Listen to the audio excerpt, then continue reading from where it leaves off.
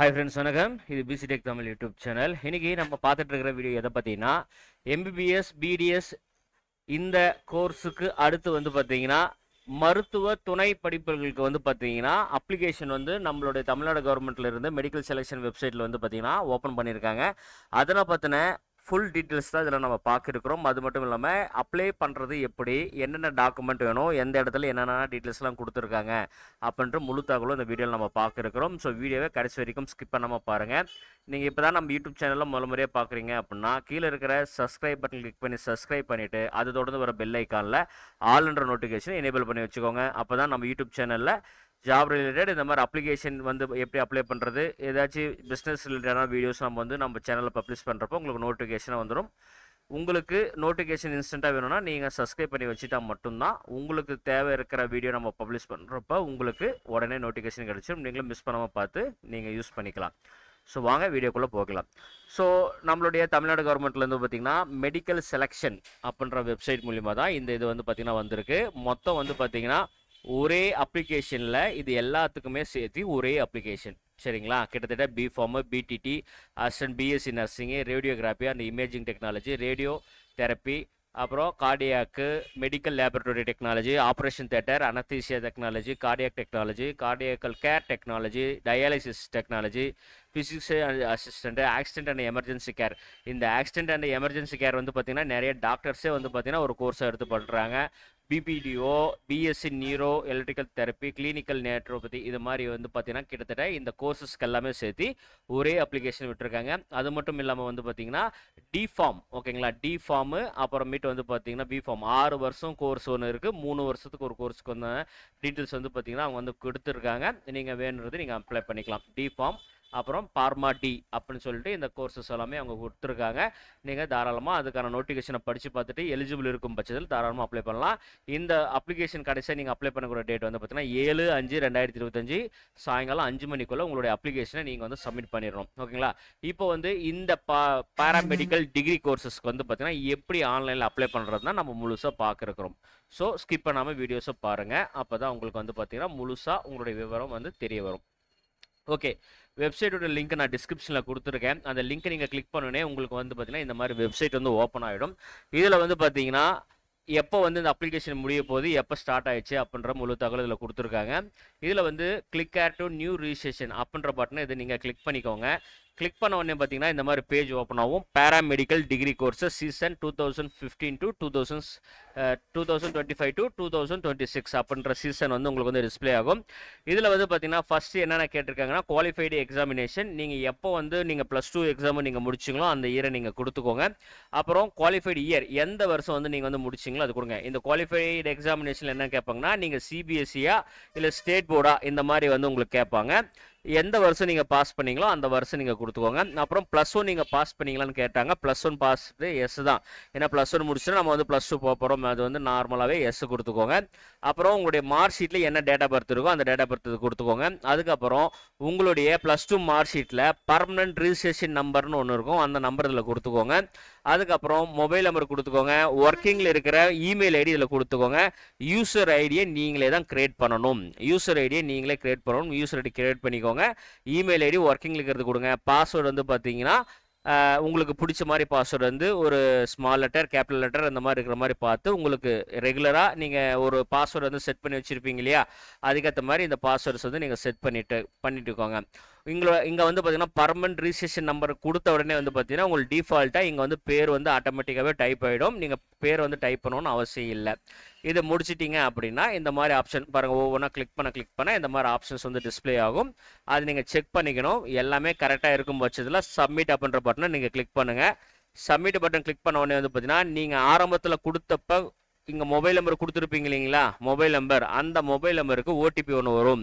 அந்த ஓடிபியை கரெக்டாக பார்த்து என்ட்ரி பண்ணி சப்மிட் பட்டனை கிளிக் பண்ணிக்கோங்க. ஓடிபி அகைன் ரிசீவ் ஆகலைன்னா திருப்பி ரீசெண்ட் ஓடிபி 120 செகண்ட்ஸ் வந்து முடியணும். முடிஞ்ச பின்னாடி அகைன் ரீசெண்ட் ஓடிபி கொடுத்தீங்கன்னா இன்னொரு புது ஓடிபி வரும். ஓடிபி வரலன்னா இந்த ஆப்ஷன் யூஸ் பண்ணி நீங்கள் ஓடிபி நீங்கள் சப்மிட் பண்ணிக்கலாம். ஓடிபி சப்மிட் பண்ணிட்டு சப்மிட் கொடுத்துருங்க. சப்மிட் கொடுத்துருனே உங்களுடைய அக்கௌண்ட் வந்து பார்த்தீங்கன்னா சக்ஸஸ்ஃபுல்லாக கிரியேட் ஆகிடுச்சு அப்படின்ற ஒரு பாப்அப் மெசேஜ் வந்து உங்களுக்கு வந்து டிஸ்பிளே ஆகும். இதை ஓகே கொடுத்துக்கோங்க. அகைன் வெப்சைட்டில் வந்து நீங்கள் கிரியேட் பண்ண யூசர் ஐடியோ இல்லை இமெயில் ஐடியோ இங்கே மேலே ஆப்ஷனில் கொடுத்துட்டு பாஸ்வேர்டை என்ட்ரி பண்ணி லாகின் பட்டனை கிளிக் பண்ணுங்கள். கிளிக் பண்ண உடனே நீங்கள் ஆரம்பத்தில் அடித்து உங்களோட பேர் வந்து candidate as per mark sheet நம்பரில் எப்படி இருக்கோ அந்த பேர் இங்கே டிஸ்பிளே ஆகும். டேட் ஆஃப் பர்த்தும் அப்படியே டிஸ்பிளே ஆகிடும். நீங்கள் ஜெண்டர் மேலா ஃபீமேலா 3ஆம் பாலினத்தரா அந்த மாதிரி ஆப்ஷன் கேட்கும். அது நீங்கள் செலெக்ஷன் பண்ணிக்கோங்க. அடுத்து ஃபாதர் நேம் கேட்பாங்க. ஃபாதர் நேம் டைப் பண்ணிக்கோங்க. இன்கேஸ் இன்சில் டிசியில் வந்து இன்சில் இருக்குதுன்னா இன்சிலோடு கொடுங்க. இன்கேஸ் டிசிலேயோ இல்லை மார்க் ஷீட்லேயோ இன்சில் இல்லைன்னா மார்க் ஷீட்டில் எப்படி கொடுத்துருக்காங்களோ அதே மாதிரி கொடுங்க. அதே போல் மதர் நேமும் அதே போல் கொடுங்க. பிளேஸ் ஆஃப் பர்த் எந்த ஊரில் நீங்கள் வந்து பிறந்தீங்களோ அந்த மாவட்டத்தோட பேர் கொடுங்க. என்ன பிளட் குரூப்னு கேட்கும், அந்த பிளட் குரூப்பை கொடுத்துக்கோங்க. அப்புறம் நேஷ்னாலிட்டி இந்தியன் தான் நம்ம வரும், அதனால் இந்தியன் கொடுத்துக்கோங்க. ரிலீஜன் வந்து பார்த்தீங்கன்னா உங்களுக்கு இந்து, முஸ்லீம், கிறிஸ்டின் இந்த மாதிரி ஜெயினிஸ் இந்த மாதிரி எல்லா கம்யூனிட்டியும் வரும். அந்த கம்யூனிட்டி நீங்கள் செலெக்ஷன் பண்ணிக்கோங்க. ரிலீஜனை வந்து செலெக்ஷன் பண்ணிவிட்டு கம்யூனிட்டி என்ன BC, MBC, SC, ST, DNC இந்த மாதிரிலாம் ஆப்ஷன் இருக்கும். அதை நீங்கள் செலெக்ஷன் பண்ண உடனே உங்களுடைய கம்யூனிட்டி கீழே இருக்கிற கேஸ்ட் எல்லாமே லிஸ்ட் ஆஃப் வரும். உங்களுடைய மார்க் ஷீட்டில் உங்களுடைய கம்யூனிட்டி சர்டிஃபிகேட்டில் என்ன கம்யூனிட்டி உங்களுடைய இதில் பிரிண்ட் ஆகிருக்கோ அந்த கம்யூனிட்டியை நீங்கள் செலெக்ஷன் பண்ணுங்கள். இது தனித்தனியாகவே வரும். ஒரு சிலருக்குலாம் வந்து பார்த்தீங்கன்னா ஓவராலாக ஃபுல்லாகவே வந்துடும். அந்த மாதிரி இருக்கிறதும் நீங்கள் வந்து உட்பிரி வந்துச்சுன்னா அது நீங்கள் வந்து செலெக்ஷன் பண்ணிக்கலாம். ஓகேங்களா. அடுத்து வந்து ஆதார் நம்பர். ஆதார் நம்பரை பொறுத்த வரைக்கும் ஆப்ஷனில் தான் நீங்கள் கொடுத்தாலும் சரி கொடுக்கலனாலும் சரி. இந்த போல் ஸ்டார் கொடுத்துருக்கிறதெல்லாம் வந்து பார்த்தீங்கன்னா கண்டிப்பாக கொடுத்தாகணும். இந்த மாதிரி ஸ்டார் இல்லாதெல்லாம் ஆப்ஷன் தான். நீங்கள் கொடுத்தாலும் சரி கொடுக்கலனாலும் சரி. இருந்தாலும் இன்கேஸ் நீங்கள் கொடுத்துடலாம். ஆதார் நம்பர் கொடுத்துருங்க.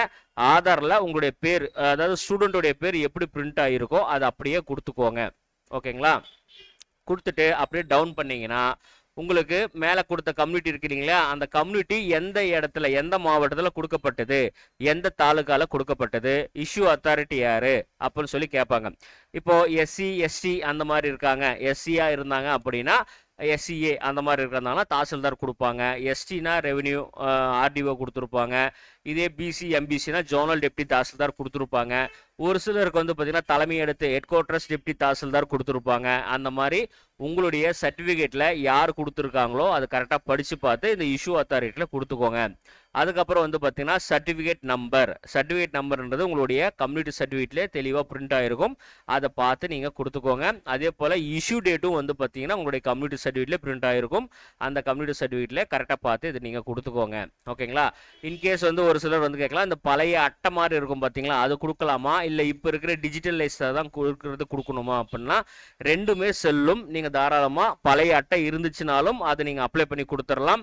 இல்லை இன்கேஸ் 7ஆம் தேதிக்குள்ள நீங்கள் சர்டிஃபிகேட் ஜாதி சான்றிதழ் ஆன்லைனில் அப்ளை பண்ணி வாங்கிட முடியும் அப்படின்னா ஜாதி சான்றிதழ் அப்ளை பண்ணிவிட்டு வந்தோடனே அதை கூட நீங்கள் என்ட்ரி பண்ணிவிட்டு கூட நீங்கள் சப்மிட் பண்ணலாம்.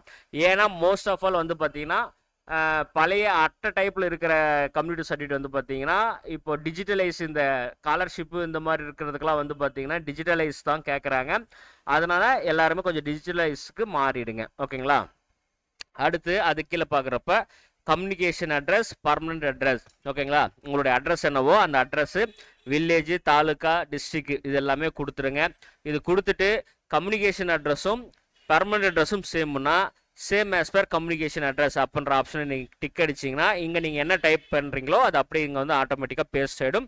ஒரு வாட்டிக்கு உங்கள் அட்ரஸு கரெக்டாக செக் பண்ணிவிட்டு நீங்கள் கொடுக்கறது பெட்டராக இருக்கும். அதுக்கப்புறம் ஸ்டேட்டு, அப்புறம் கண்ட்ரி, அடுத்து அட்ரஸோடைய பின்கோடு இது எல்லாமே தெளிவாக அடிச்சுட்டு இங்கே same as per communication address கொடுங்க. இன்கேஸ் ஏதாச்சும் இதில் கரெக்ஷன் பண்ணிட்டீங்கன்னா இதை அன்டிக் பண்ணிவிட்டு திருப்பி டிக் அடிச்சிங்கன்னா தான் இங்கே நீங்கள் கரெக்ஷன் பண்ணுறது இங்கே காமா வந்து பார்த்தீங்கன்னா காமனாக வந்து பேஸ்ட் ஆகும். ஓகேங்களா. அதனால் இதில் எல்லாமே கம்ப்ளீட் பண்ணிவிட்டு இந்த சேம் ஆஸ் பர் கம்யூனிகேஷன் அட்ரஸ்ன்றதை டிக் அடிச்சுக்கோங்க. அட்ரஸுக்கு கீழே வந்து பார்த்தீங்கன்னா ஸ்பெஷல் ரிசர்வேஷனை பொறுத்த வரைக்கும் எக்ஸ் சர்வீஸ் மேனோடைய பசங்க அந்த மாதிரி இருக்கீங்கன்னா அது கொடுக்கலாம்.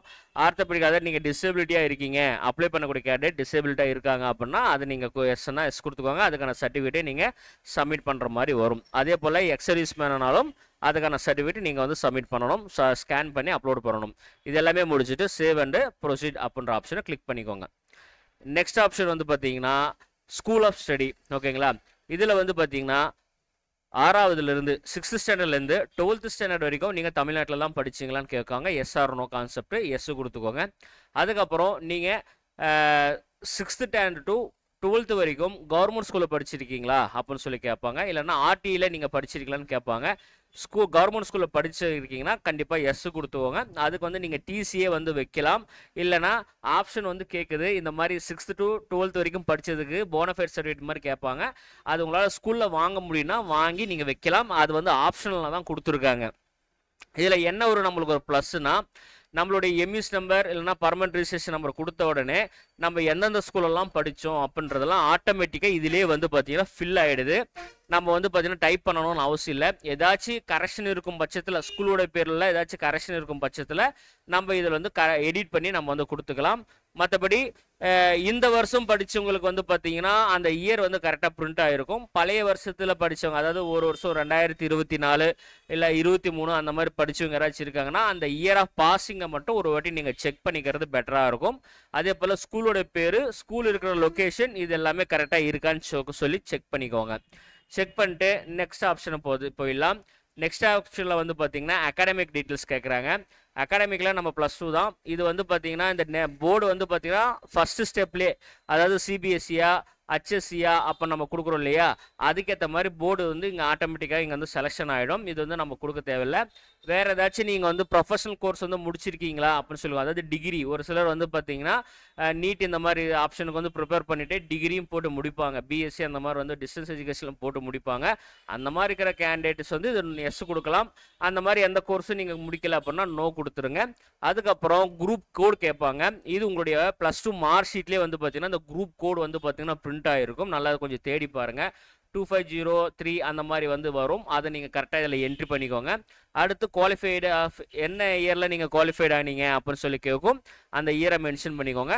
பர்மனன்ட் ரிஜிஸ்ட்ரேஷன் நம்பர் நம்ம ஆரம்பத்திலேயே, அதாவது அக்கௌண்ட் கிரியேட் பண்ணுறப்பே வந்து கொடுத்துருப்போம். அது அப்படியே வந்து இது பேஸ்ட் ஆகிருக்கும்.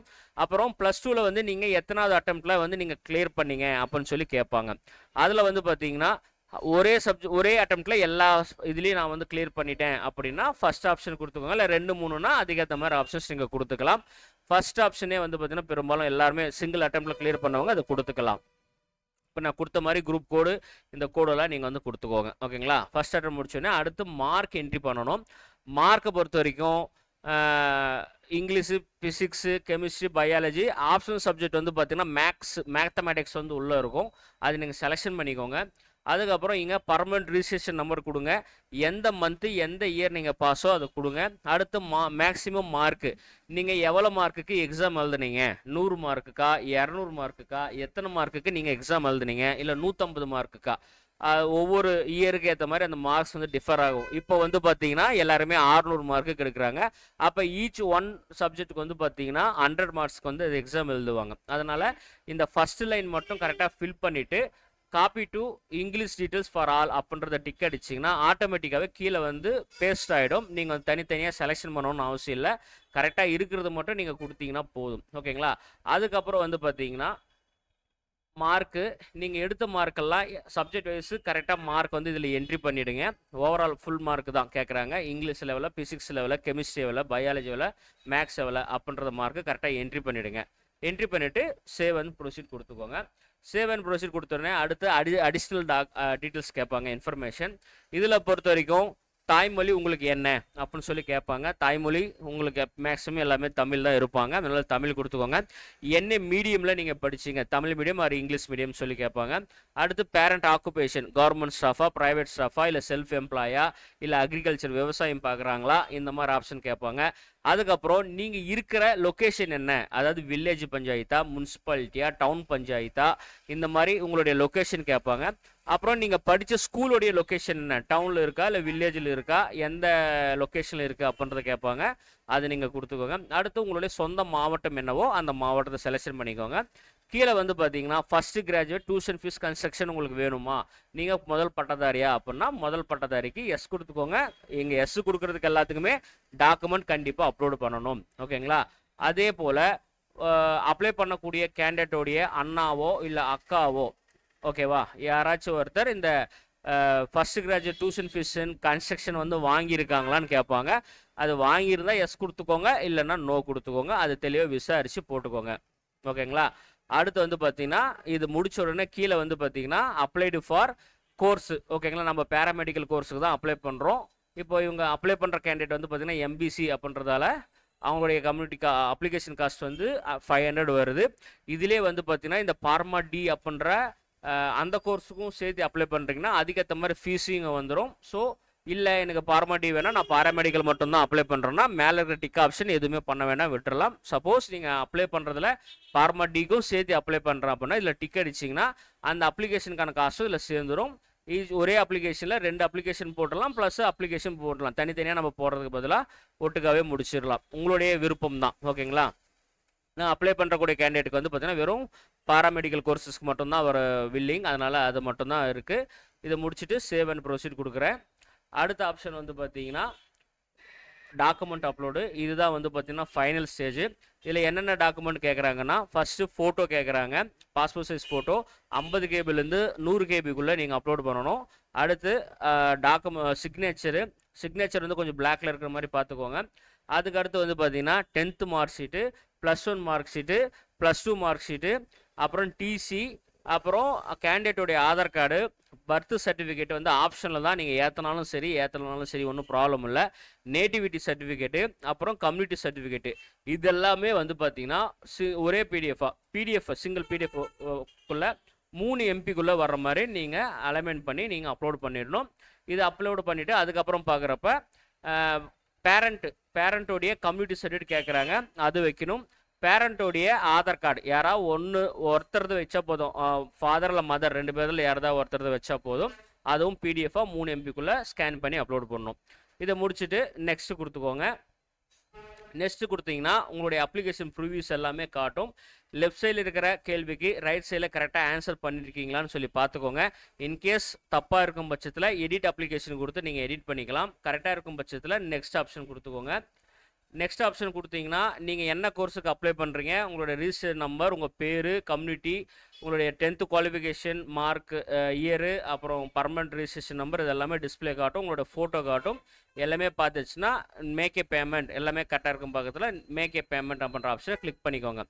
மேக் ஏ பேமெண்ட் ஆப்ஷனில் வந்து பார்த்தீங்கன்னா இந்த சர்வர்லாம் இருக்கும். உங்களுடைய பேங்க் சர்வர் எதுவாக இருந்தாலும் சரி, எதுனாலும் நீங்கள் கிளிக் பண்ணி நீங்கள் தாராளமாக இப்போ நெட் பேங்கிங், யூபிஐ, இந்த மாதிரி ஏடிஎம் கார்டு, கிரெடிட் கார்டு, இந்த மாதிரி ஆப்ஷன்ஸ்லாம் யூஸ் பண்ணி நீங்கள் வந்து பேமெண்ட் பண்ணலாம். பேமெண்ட் பண்ணி முடிச்சோடனே உங்களுடைய பேமெண்ட் வந்து சக்ஸஸ்ஃபுல்லுன்னு சொல்லிட்டு உங்களுக்கு இந்த மாதிரி QR கோட ஒரு ரிசிப்ட் வரும். இதை நீங்கள் பிரிண்ட் அவுட் எடுத்து வச்சுக்கோங்க. முடிச்சுட்டு ஹோம் அப்படின்ற பட்டனை கிளிக் பண்ணி அப்ளிகேஷன் ஃபார்மும் வரும், அதுவும் நீங்கள் பிரிண்ட் அவுட் எடுத்து வச்சுக்கோங்க. இது முடித்த உடனே வந்து பார்த்தீங்கன்னா உங்களுக்கான அப்ளிகேஷன் எல்லாம் ரெடி ஆகிடும். ஐடி பாஸ்வேர்டு எல்லாம் மாற்றி கரெக்டாக இது பண்ணிக்கோங்க. உங்களுக்கோசரம் வேறு யாராச்சும் அப்ளை பண்ணாங்கன்னா அவங்க என்ன ஐடி பாஸ்வேர்டு க்ரியேட் பண்ணுறாங்க அப்படின்றத நீங்கள் எழுதி வாங்கிக்கோங்க தெளிவாக. ஒரு வாட்டி சென்டர் விட்டு வர்றப்போ லாகின் ஆகுதா, அவங்க கொடுத்த யூசர் ஐடி பாஸ்வேர்டு லாகின் ஆகுதா அப்படின்றதும் லாகின் பண்ணி பார்த்து செக் பண்ணிவிட்டு நீங்கள் வந்துடுங்க. ஏன்னா இதுக்கப்புறம் வந்து பார்த்தீங்கன்னா நம்ம கவுன்சிலிங் உட்கார போகிறோம். கவுன்சிலிங்ன்றப்ப நம்மளுக்கு வந்து எந்த டேட்டில் கவுன்சிலிங் விடுவாங்க அப்படின்றது உங்களுக்கு மெசேஜாக வந்துடும், ஓகேங்களா. அந்த டைமில் நம்ம உட்காந்து காலேஜ் கோர்ஸு இது எல்லாமே செலெக்ஷன் பண்ணி நம்ம வந்து சப்மிட் பண்ணுறோம். ஸோ அதனால் யூசர் ஐடி பாஸ்வேர்டு மஸ்ட்டு, சரிங்களா. அதனால் அது கரெக்டாக இருக்கான்னு சொல்லி செக் பண்ணி வாங்கிக்கோங்க. ஓகே ஃப்ரெண்ட்ஸ், இந்த வீடியோ இதோட முடியுது. இது ஏதாச்சும் இந்த வீடியோவில் உங்களுக்கு டவுட் இருக்கும் பட்சத்தில் கீழே கமெண்ட் பாக்ஸில் கமெண்ட் பண்ணுங்கள். கண்டிப்பாக நான் உங்களுக்கு ஹெல்ப் பண்ணுறேன். மீண்டும் வேறு வீடியோ ஏதாச்சும் உங்களுக்கு வேணும், இந்த மாதிரி மருத்துவ சார்ந்த படிப்புகள் பற்றின அப்ளை பண்ணுறதுக்கான வீடியோ ஏதாச்சும் வேணும்னா கீழே கமெண்ட் பாக்ஸில் கமெண்ட் பண்ணுங்கள். கண்டிப்பாக அதுவும் நான் வீடியோவை உங்களுக்கு போட பார்க்குறேன். மீண்டும் வேறு ஒரு நல்ல வீடியோவில் சந்திக்கிறேன். நன்றி, வணக்கம். இந்த வீடியோ பிடிச்சிருந்தா மறக்காமல் இந்த வீடியோக்கு ஒரு லைக் கொடுங்க. ரொம்ப பிடிச்சிருந்தா நம்ம சேனலை சப்ஸ்கிரைப் பண்ணி நம்மளுக்கு சப்போர்ட் பண்ணுங்கள். இந்த வீடியோவை இந்த வருஷம் 12th முடிச்சுட்டு பேராமெடிக்கல் கோர்ஸ் அப்ளை பண்ண வில்லிங்காக இருக்கிற உங்களுடைய ரிலேட்டிவ்ஸ், உங்களுடைய சில்ட்ரன்ஸோ, உங்களோட ரிலேட்டிவ் சில்ட்ரன்ஸோ யார் இருந்தாலும் இந்த வீடியோவை ஷேர் பண்ணுங்கள். கண்டிப்பாக அவங்களும் ஒரு ஐடியா அவங்களுக்கு கிடைக்கும் அப்ளை பண்ணுறதுக்கு. ஓகே ஃப்ரெண்ட்ஸ், நன்றி, வணக்கம்.